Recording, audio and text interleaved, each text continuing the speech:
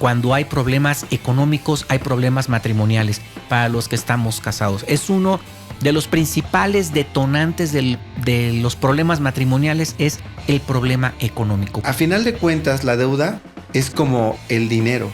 Es decir, el dinero no es malo en sí mismo, sino que mal manejado se convierte en una bomba en tus manos, ¿no?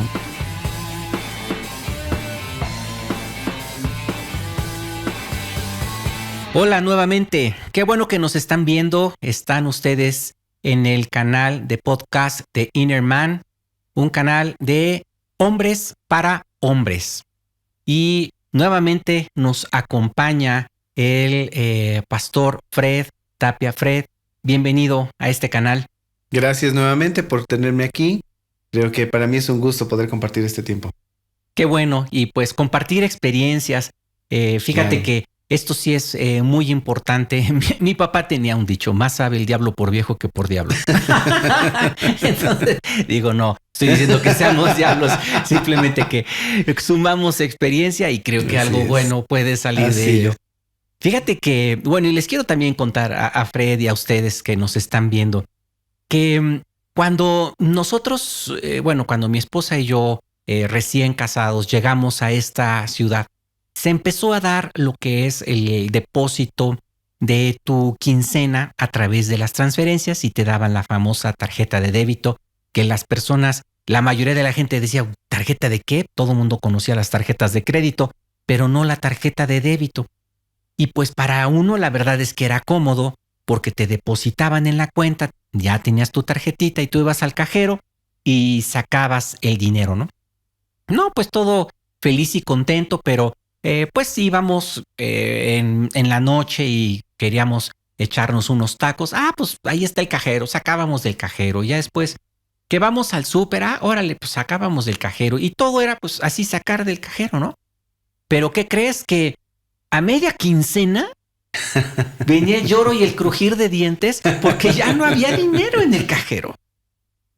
Y fueron nuestros primeros problemas en el área financiera, sinceramente, cuando estábamos nosotros recién casados, que ya dependíamos totalmente de los ingresos que nosotros teníamos y ya los papás ya no nos ayudaban.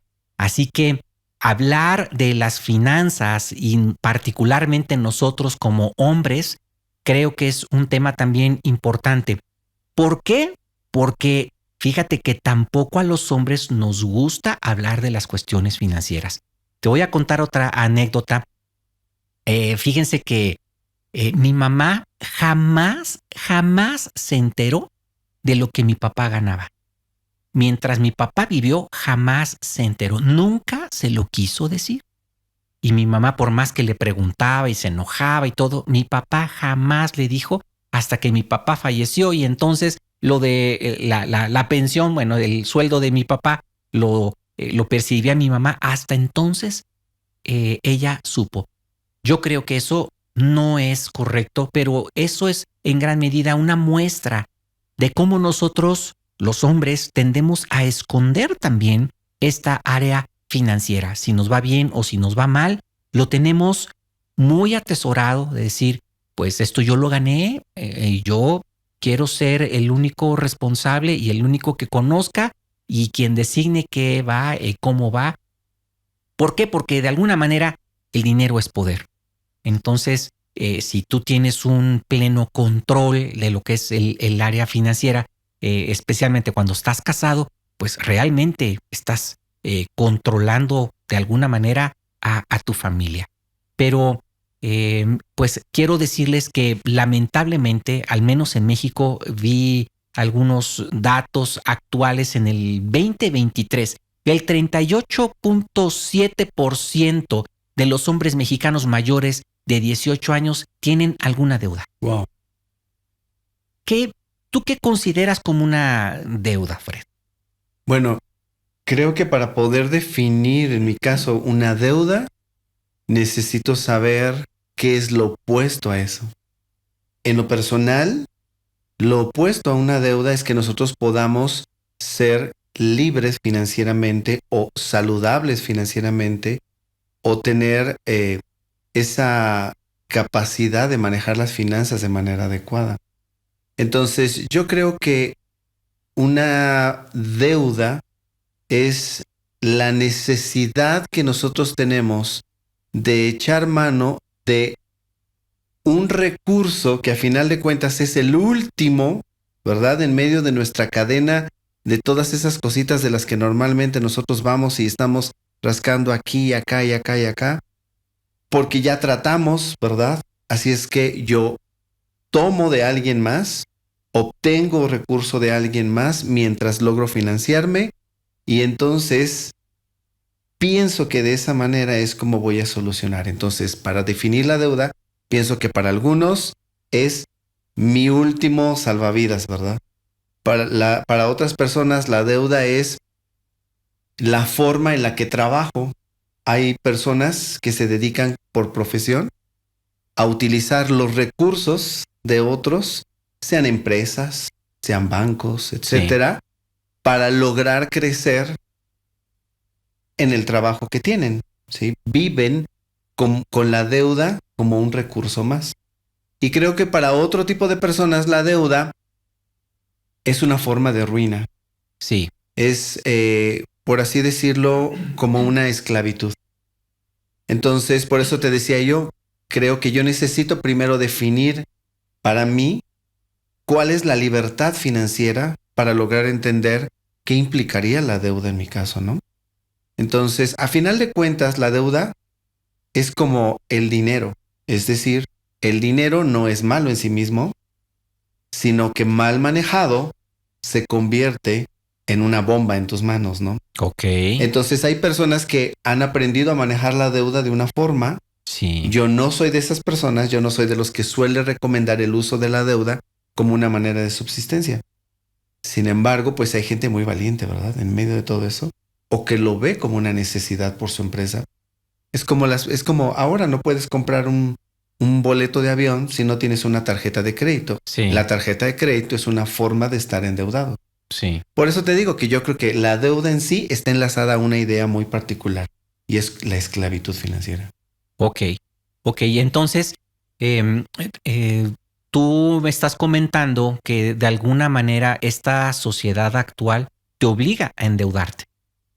Sí, creo que todo apunta a que quienes se encuentran, ¿verdad?, buscando un beneficio de esto, lo muestren como el recurso normal, común o final para todo aquel que quiere algo, ¿no?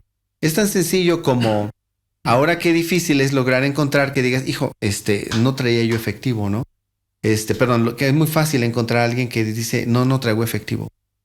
Entonces, ¿por qué no sucede eso? Por la comodidad, por lo que significa para nosotros en cuanto a, pues sí, no me gusta, de verdad, que no me gustaría que en la esquina de la calle alguien me asaltara por estar trayendo en efectivo. Sin embargo, eso nos ha llevado a un extremo. Y el extremo es precisamente vivir bajo los recursos de alguien más, como podría ser inclusive hasta una tarjeta.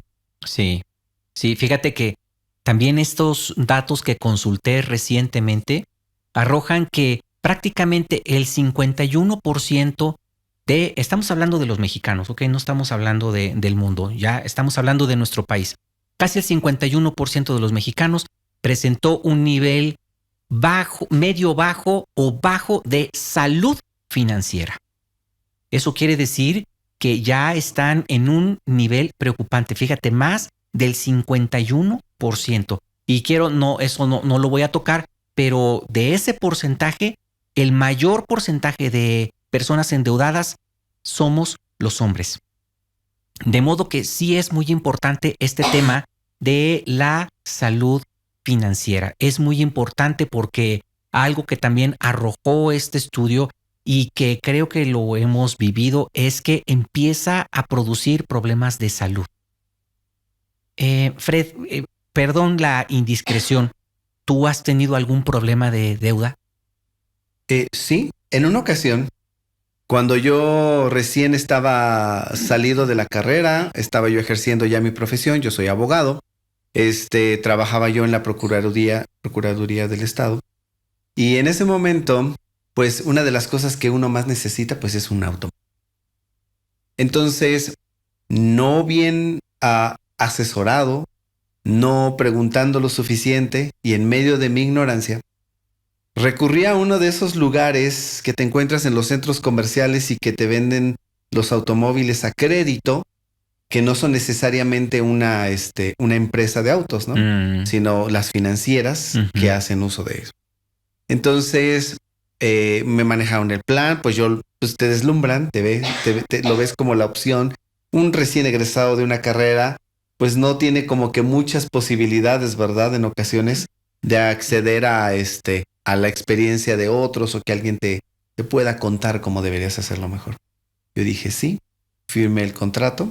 Para no hacer largo el asunto, a los 3 meses fui y tuve que preferí pagar la penalización que había por la cancelación del contrato después de haber visto que los 3 siguientes meses después de esa firma se convirtieron para mí en una losa en mi espalda. Entonces, esa experiencia que yo tuve me ayudó a recordar muchas cosas. Si algo yo puedo agradecer a mi padre es el que me haya llevado a vivir bajo un principio que él vivió toda su vida.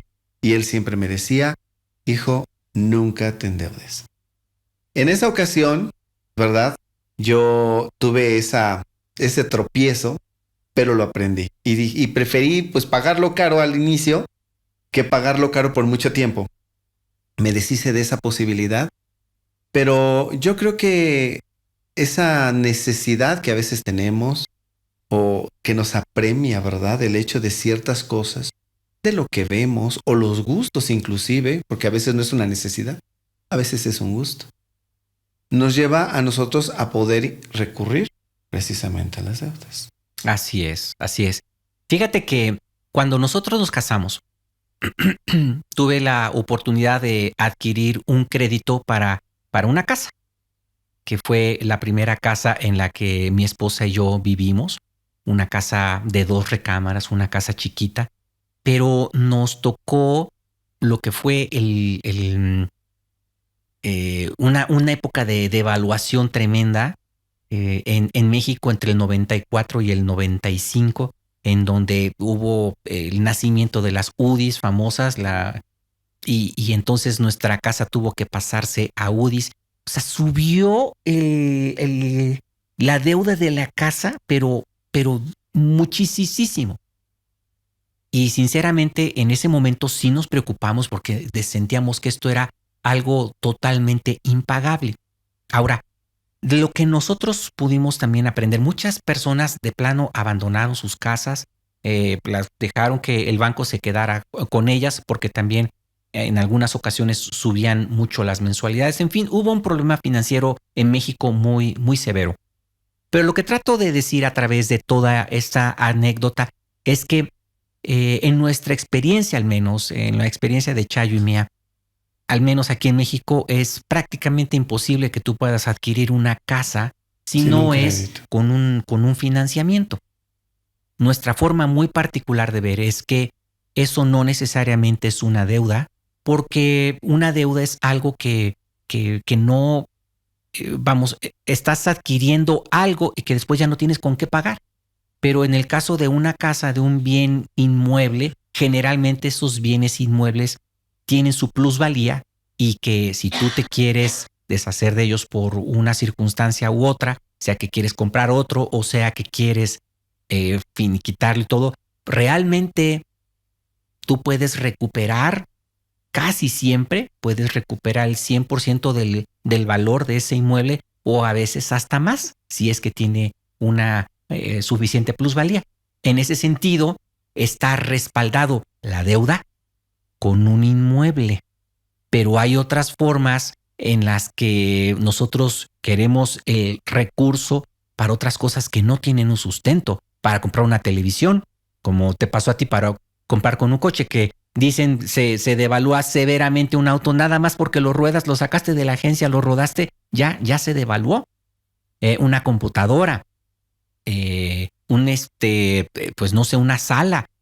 Todo eso es algo que ya se devalúa y que después ya no podemos adquirir. Entonces, ¿cuáles, en tu experiencia, cuáles serían las causas profundas de un endeudamiento? Tú más o menos como que hablaste algo de eso, Fred. Sí, bueno, yo creo que hay ciertas evidencias de cuando una persona se vuelve esclavo de las deudas. Que nos pueden dar como una idea de cuando una persona ya se encuentra bajo esa situación. Una de ellas es la inseguridad. Yo creo que una persona en medio de las inseguridades que tiene recurre al endeudamiento para tratar de llenar ciertos vacíos en su vida. Otra de las evidencias de esa, llamémosle, esclavitud financiera, por así decirlo, es el temor.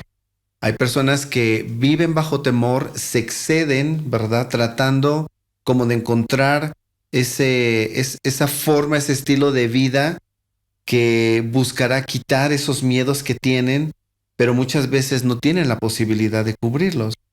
Hay personas que viven bajo ansiedad. Hay gente ansiosa que esa es la forma en que soluciona sus problemas emocionales, sus crisis.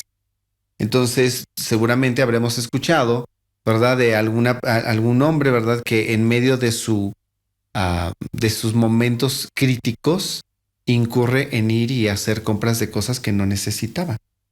Entonces, creo que hay ciertas evidencias. Otras más pudiera ser la ingratitud. Hay gente que no relaciona este tipo de temas, por ejemplo, con una persona que pudiera ser ingrata. Pero la ingratitud, ¿qué es? La ingratitud es cuando nosotros no logramos valorar las cosas que tenemos a nuestro alrededor o que nos han sido otorgadas. Entonces, en medio de la ingratitud, nosotros cruzamos ciertas líneas, vamos más allá de lo que pudiera ser lo que nosotros en este momento no podríamos echarnos como un compromiso. Sin embargo, lo hacemos. A veces por mera envidia es que nosotros incurrimos en la deuda. A veces se trata, ¿verdad?, de que yo quiero tener algo que es mejor que lo que la otra persona. Sí. Y si hay algo que se da, ¿verdad?, entre los hombres, es esto. Yo creo que normalmente podemos ver ese contrapuntear que en los trabajos, en las profesiones, por el vecino, el auto, la casa, etcétera. Siempre hay como una rivalidad, competencia. Es correcto, es echar ese ojo, ¿verdad?, sobre las cosas del que es mi vecino, para de alguna manera yo tratar como de equiparar o como de encontrar el mismo nivel, ¿no? Creo que hay personas que viven bajo estas evidencias como la desilusión, como la impaciencia, gente impaciente y que acaba endeudada por su impaciencia. Yo quiero contarte rápidamente una anécdota precisamente que va... que yo logré comprender, ¿verdad? Gracias a Dios en este proceso del manejo de las finanzas. Hace tiempo yo tenía la necesidad de comprar un vehículo. Entonces ya teníamos únicamente el carro que manejaba mi esposa, pero pues no lo teníamos que andar repartiendo. Yo había tenido que vender mi carro antes. Entonces nos quedamos con uno. Por las labores que nosotros tenemos, mi esposa tiene sus actividades también y está repleta todo el día de entradas y salidas. Lo mismo lo hacía yo. Entonces era estar esperando, ¿verdad? Estar esperando a que llegara ella y estarnos acomodando y ahora me llevas y después me recoges. Este tipo de cosas. Fueron 3 años los que yo estuve así. Y en esos 3 años, muchas ocasiones yo estuve en la posibilidad de verme en la puerta de entrar a decir... voy a sacar, ¿verdad? Un auto a crédito. Entonces, recordando las experiencias que yo había tenido y escuchando ciertos principios, en ese momento, pues yo digo, soy una persona que se dedica a trabajar con gente, veo las problemáticas que ellos tienen y algo tengo que aprender, ¿verdad? Para precisamente no caer en el mismo punto, ¿no? Había un hombre, ¿no?, en la Biblia que se llamaba Pablo y que decía... no vaya yo a ser el que acabe primero, que tenía que haber sido heraldo para otros y acabe yo perdiendo, ¿verdad? Sí. Entonces uno tiene que aprender de las experiencias de otros. Sí. Entonces durante esos 3 años yo lo que hice fue descansar en la posibilidad de no incurrir en algo que yo no podía pagar porque para mí iba a representar una mensualidad que yo no podía lograr cubrir. Sin embargo, veía yo mi necesidad apremiante. En ese momento, creo que lo que yo hice fue rendir esta necesidad delante de Dios. Ujú. Al hacerlo, Él trajo un descanso en esa parte, porque es una realidad. Dios es una realidad para aquel, ¿verdad?, que logra descansar en Él. Sí. Entonces, digamos que fue la forma en la que yo logré ver que en ese momento podía esperar un poco más. Fue algo sorprendente, porque después de esos 3 años y de muchos intentos, ¿verdad?, decir, no, ya, ahora sí, voy a pagarlo. No, ahora sí, me voy a echar la deuda. Y de estarme deteniendo una y otra vez después de esos 3 años, llega un grupo de personas que llegaron a trabajar con nosotros y en una semana, diferentes personas de las que nosotros no habíamos tenido contacto de ninguna manera, no los conocíamos previamente, vieron el trabajo que nosotros estábamos haciendo y de forma separada cada uno de ellos empezó a acercarse y decían, a mí me gustaría aportar para lo que ustedes hacen. ¿Hay alguna necesidad que tú tengas? Diferentes personas. Al término de esa semana, de una forma milagrosa, podríamos llamarle, ¿verdad? Ujú. Acabamos nosotros recibiendo el regalo de una camioneta. Que es la camioneta precisamente la que estoy manejando actualmente. La usamos para llevar las clínicas, la usamos para llevar todos los recursos que llevamos a las comunidades, etcétera. ¿Qué es lo que logré yo aprender de todo esto? Que muchas veces la impaciencia sí nos lleva a tomar decisiones apresuradas y no logramos medir, ¿verdad? Hay una enseñanza que a mí me gusta mucho que dice que si habremos de construir un edificio, hay que echar cuentas. Sí. Es decir, hay que poner en lápiz y papel Sí. para lograr saber si vas a terminar la obra. Seguramente es muy común lograr mirar, ¿verdad?, en todas las ciudades, casas que de pronto empiezan a construir y que se quedan paradas por 10, 15 años y Sí. nadie le mete un solo quinto. Se quedaron sin ventanas, se quedaron sin puertas, solo levantaron los muros. Tal vez, ¿verdad?, la persona pudo haber pensado, me gustaría esto, pero el punto es lograr evaluar también qué entra a mi vida Sí. para yo lograr cubrir todo eso, ¿no? Sí, sí, fíjate qué interesante. Yo aprendo de esto que estás comentando, Fred, el contentamiento, que es definitivamente es muy, muy importante tener contentamiento con el nivel de vida que tú puedes. Creo que algo muy interesante de lo que comentabas es de tener tú esa tranquilidad y agradecer de lo que cada uno de nosotros puede tener en ese momento y puedes tener en ese momento. Disfrutar, Así porque a es. veces estamos solamente deseando lo que los demás tienen y no disfrutamos lo que sí tenemos. tenemos. Fíjate que dice también un proverbio en la Biblia que mejor es un bocado de pan en una mesa donde hay armonía que un manjar donde está la mesa llena de pleitos. A veces cuando yo voy a los centros comerciales y veo unos adornos costosísimos, cubiertos carísimos, muebles igual de caros, me quedo pensando, bueno, estos muebles en casa de quienes estarán, probablemente casas vacías, casas en donde el esposo y la esposa están peleados y viven por su lado y los hijos también, cada uno por su lado.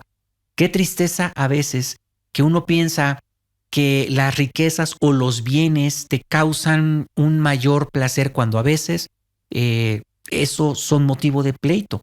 Así que el contentamiento, lo que tú comentabas, Fred, ¿para qué? Porque el endeudamiento es algo sumamente lógico. El endeudamiento viene cuando nosotros gastamos más de lo que ganamos. Es correcto. Si ganas 10 y gastas 11, pues ya. También un dato que vi hace poco en internet es que mensualmente el promedio de endeudamiento del mexicano es de más de 2,000 pesos mensuales. ¿Te puedes imaginar? De modo que eso habla de que estamos gastando más de lo que está entrando. Y creo que lo que tú comentabas acerca del contentamiento es algo muy, muy importante. Algo que nos ayudó a mi esposa y a mí para resolver este asunto que te planteé al inicio de de este episodio es que mi esposa muy sabiamente dijo, mira, ¿sabes qué?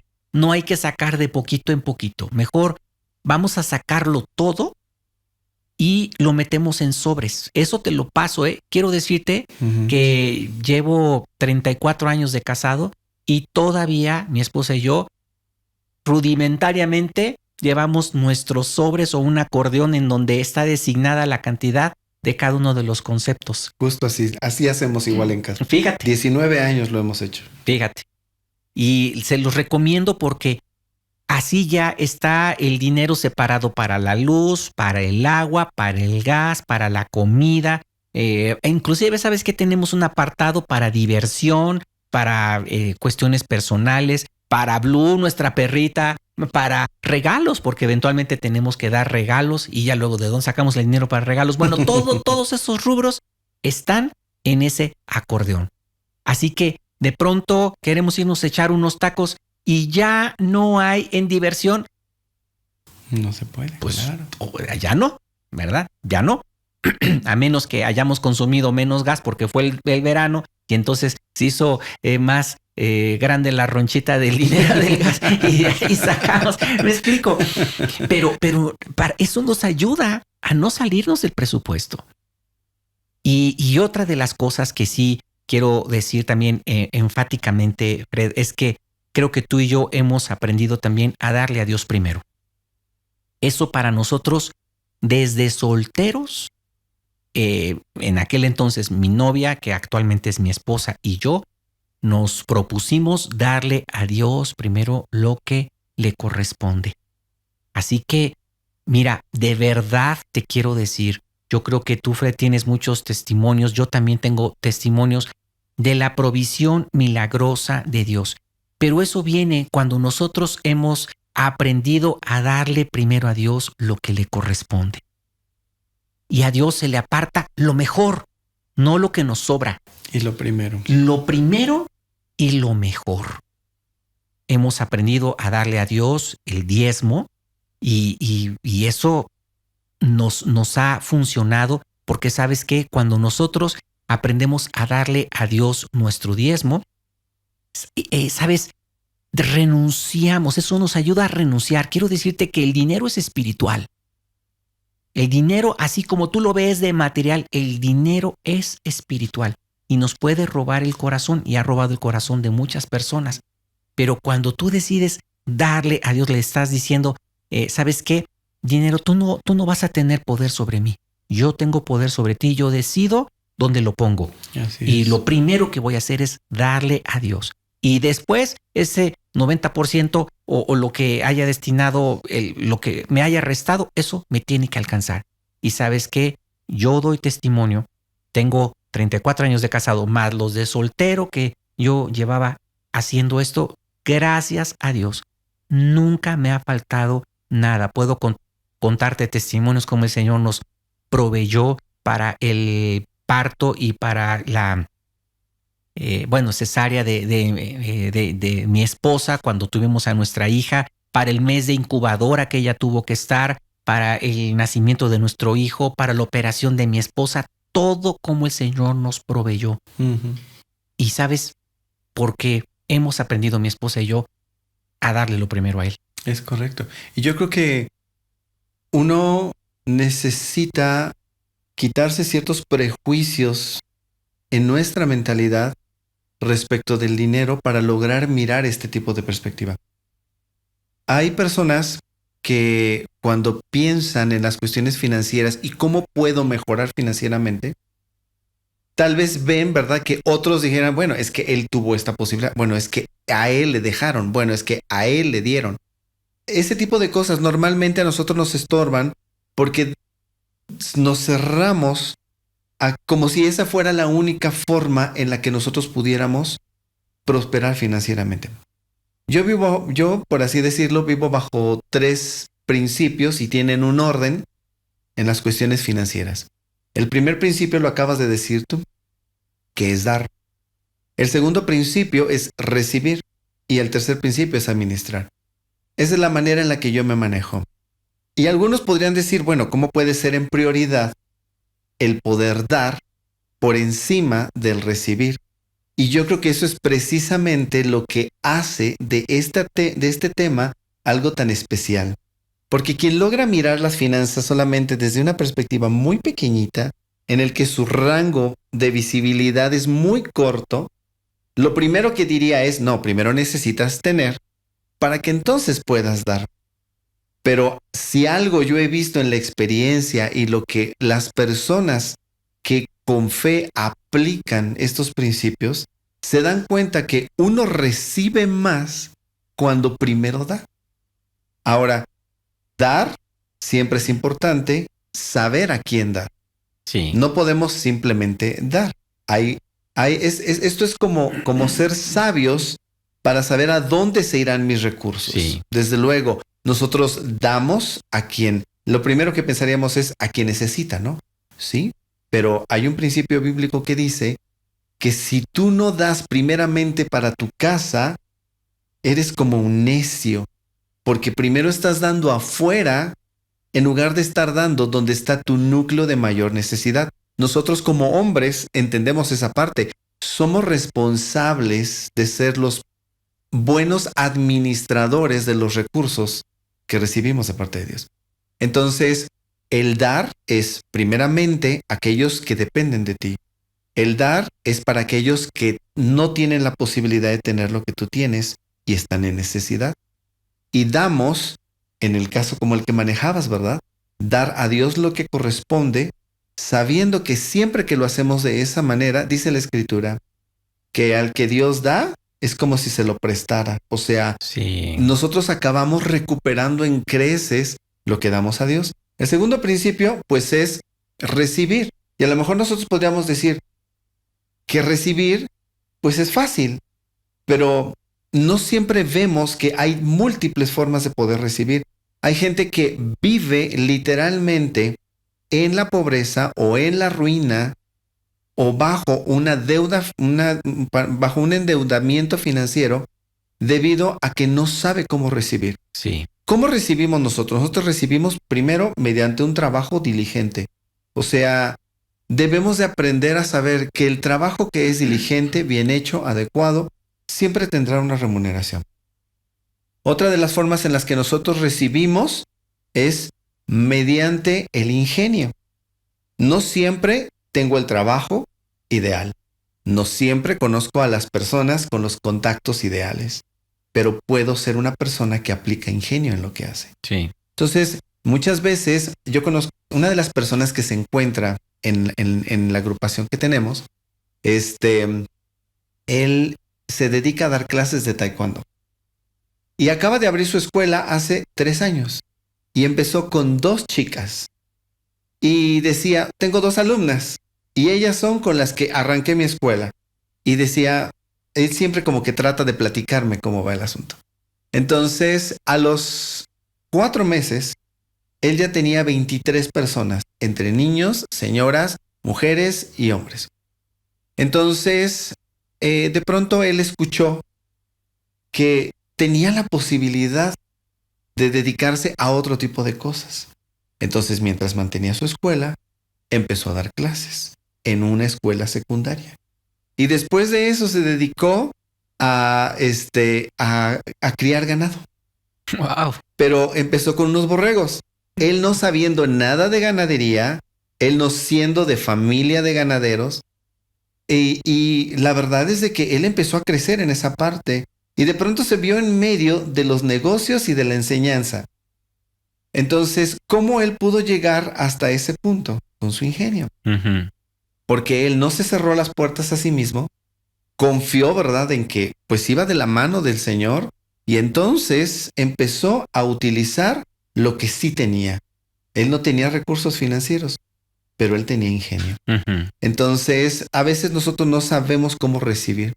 La tercera forma en la que nosotros recibimos es mediante la provisión de Dios. Sí. Entonces, te da tu trabajo, te da el ingenio, pero definitivamente te da el Señor. Entonces, donde nosotros podríamos decir es que de una manera sobrenatural podemos ver cómo el Señor también puede cubrir nuestras necesidades. Sí, fíjate que es muy bonito eso, y a veces efectivamente hay gente que no sabe recibir. Les voy a contar una anécdota también. Hace muchos, muchos años, en una Navidad donde se hace, ya saben, el intercambio de regalos, y había un regalo en el arbolito que era de un primo mío para mi papá. ¿Sabes que mi papá no quiso recibir el regalo? No, es que no. Pero mira, tío, que sí, te quiero regalar esto. No lo puedo recibir. No lo quiso recibir. Y sabes, creo que sí, nosotros tenemos que pensar lo que tú estás comentando respecto de que Dios no necesariamente, y la provisión no va a venir solamente de nuestra quincena, sino puede venir de otras formas. Cuando nosotros empezamos de recién casados y luego comenzamos a estar al frente de la congregación, fíjate que, bueno, pues la congregación era pequeña, no teníamos, la verdad, los gastos muy, muy restringidos, pero nosotros podíamos ver la provisión de Dios porque cuando nosotros íbamos a ver a mis papás, mi mamá siempre nos surtía muchísimo de cosas, nos daba fruta, nos daba carne, nos daba guisado, nos daba esto, y el refrigerador se multiplicaba de comida, de verdad, duraba muchísimo, bueno, y sigue durando muchísimo la comida en el refrigerador. Son cosas mediante las cuales tienes provisión de una manera diferente. No necesariamente tienes más dinero, pero tienes la provisión. Como si todo se estirara, ¿no? Sí. No sabes cuánto tiempo nuestros hijos, especialmente nuestra hija la mayor, usó ropa que era de mi sobrina. Pero años, te digo literalmente años de ropa muy buena que le traía la hermana de Chayo. ¿Sabes qué? Mira, ya no la está ocupando, y entonces nuestra hija usaba la ropa de ella. Y eso es pues una provisión, la verdad, diferente. No tiene que ver con un salario, con una quincena. Así que tenemos que estar abiertos, como dice Fred, a que el Señor nos dé el ingenio, a que puedas recibir de otra manera. En fin, pero algo sumamente importante es tener ese contentamiento para vivir de acuerdo a tu condición socioeconómica. No te compares con los demás, no pienses que si él tiene, yo también debo tener, sino simplemente de acuerdo a lo que tienes, haz un presupuesto, ajústate a ese presupuesto, y en ese presupuesto tú considera primero darle a Dios lo que le corresponde, y después también empezar a decir, pues esto es para casa, esto es para la despensa, esto es para luz y agua, en fin, haz ese presupuesto y ajústate a ese presupuesto. Y si me lo permites, yo creo que eso es precisamente el tercer principio bajo el que yo considero que es importante vivir. Si hemos aprendido a poder dar, si hemos aprendido a poder recibir, tenemos que aprender a administrar. Sí. Una persona que recibe y no es buen administrador, derrocha. Una persona que no recibe y es mal administrador también acaba en la ruina. Entonces, el administrar, ¿qué implicaría en los términos prácticos para que nosotros como hombres podamos entender? Pues número uno, que sepamos comprar o vender adecuadamente, con sabiduría. A veces no sabemos comprar siquiera. Sí. O sea, todos tenemos gustos y deseos. Sin embargo, nosotros no accedemos a todo lo que nos gusta y deseamos. Tenemos que aplicar sabiduría, ¿verdad? Aún en las compras hay que elegir las compras adecuadas. Otra de las cosas que nosotros podemos ver en medio del buen administrar es pagar cuando tú sabes que tienes que pagar algo. Porque yo creo que ahí es el dilatar esos pagos, el ir dejando, ¿verdad? Ahorita, quiero esto. O me gustaría aquello.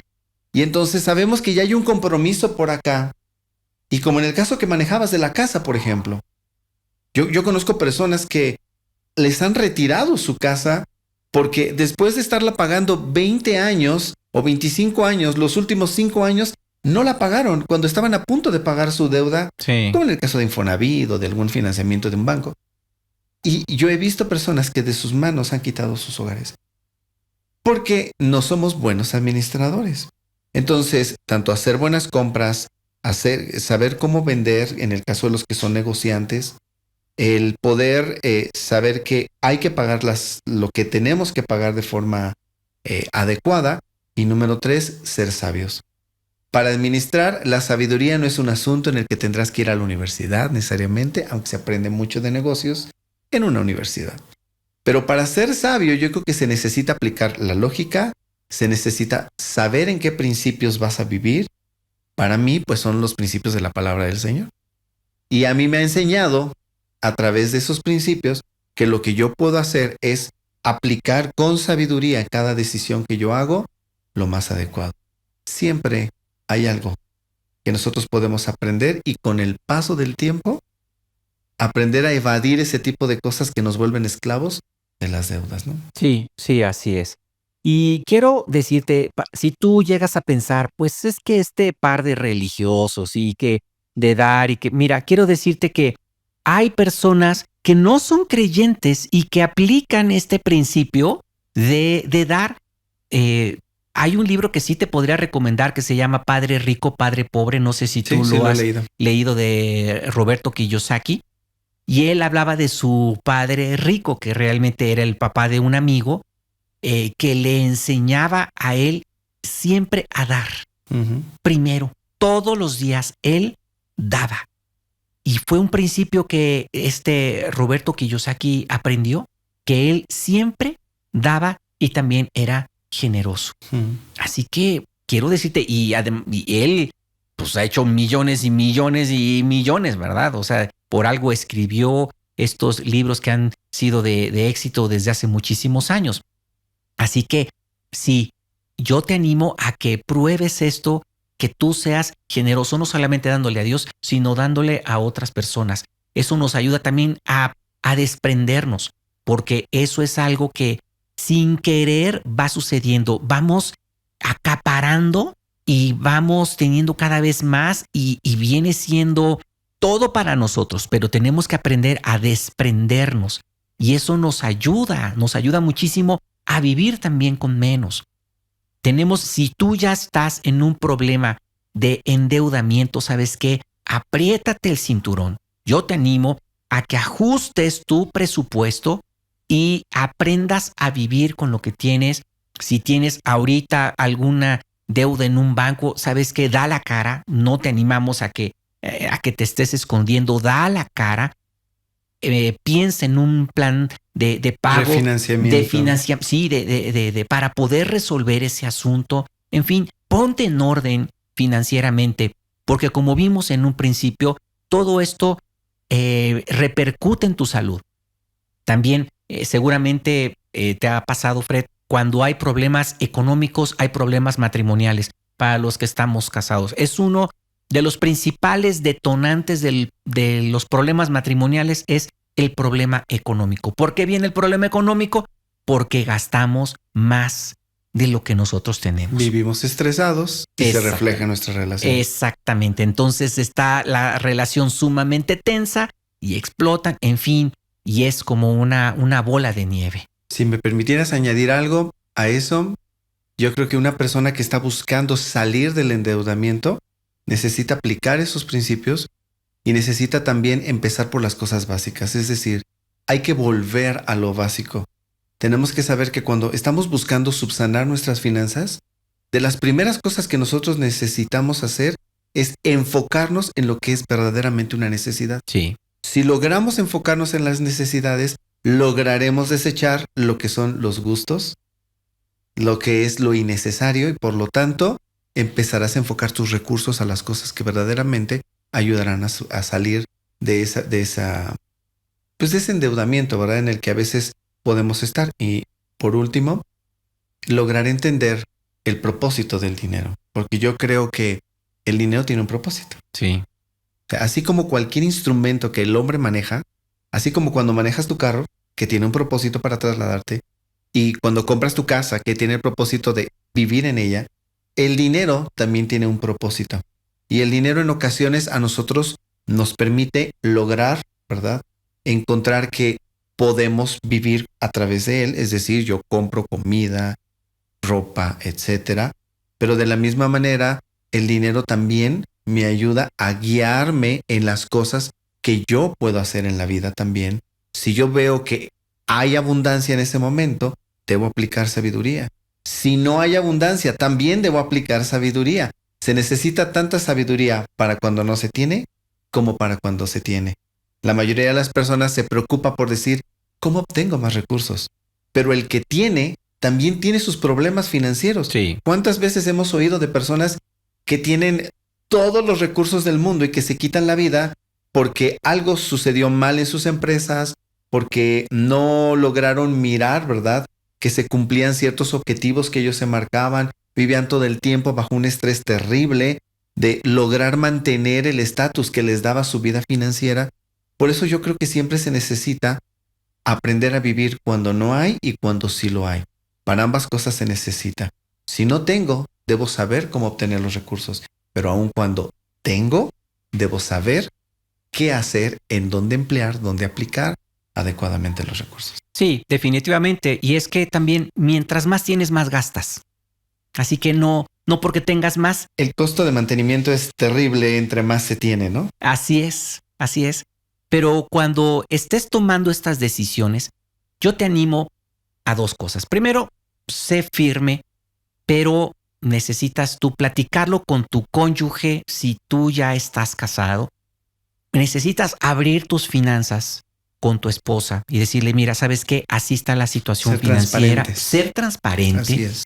Ábrelo. Esta es nuestra realidad. Dos cabezas piensan más que una. Claro. Sí, dice la escritura, mejores son dos que uno. Así es. Así que piensen entre los dos una estrategia, porque a veces, sí, a las esposas les gusta mucho ir al centro comercial y la blusa y el collar y el maquillaje y los zapatos, etcétera, y la bolsa. Entonces, cuando ustedes abren los dos sus finanzas, si es que los dos trabajan o si nada más trabajas tú, si los dos trabajan, abran sus finanzas totalmente y decir, esto es lo que ganamos, esto es lo que gastamos de casa, esto de coche, esto de luz, esto de colegiaturas, en fin, esto de comida. Hagan esa lista y decir, ¿podemos o no podemos estar yéndonos a los tacos 2 veces por semana? ¿Podemos o no podemos ir este año de vacaciones? En fin, todo eso, pero ya con esa cuenta perfectamente abierta y transparente, y entre los dos toman la decisión, que no sea unilateral. ¿Por qué? Mira, por dos cosas. Primero que nada, porque mejores son dos que uno, dos cabezas piensan mejor que uno. Y segunda, ¿sabes qué? Cuando tú tomas una decisión con tu propio cónyuge, con tu esposa, ¿sabes? Si algo sale bien, gracias a Dios. Si algo sale mal, nada de que tú... Es tu culpa. Es tu culpa. No, los dos tomamos la decisión. Bueno, ¿por qué habríamos de recibir el aguántame cuando me está yendo mal? ¿Verdad? ¿Y por qué no habríamos de considerar cuando las cosas todavía pueden salvarse a Así la esposa, es. ¿no? En este caso. Así es. Así que sí, deja de esconder eso si es que tú todavía lo haces. Hagan una sola cartera y ustedes consideren entre los dos en qué se gasta, cómo se gasta y lleven todo eso, la verdad, de una manera sana, como lo acabamos de comentar.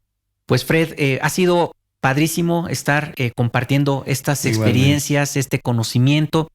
Y gracias por estarnos viendo. Nuevamente te decimos, si este episodio te gustó, dale like, compártelo con otras personas e inscríbete también al canal, porque yo creo que todo lo que hemos estado hablando puede servirte a ti o a lo mejor a algún amigo, algún familiar.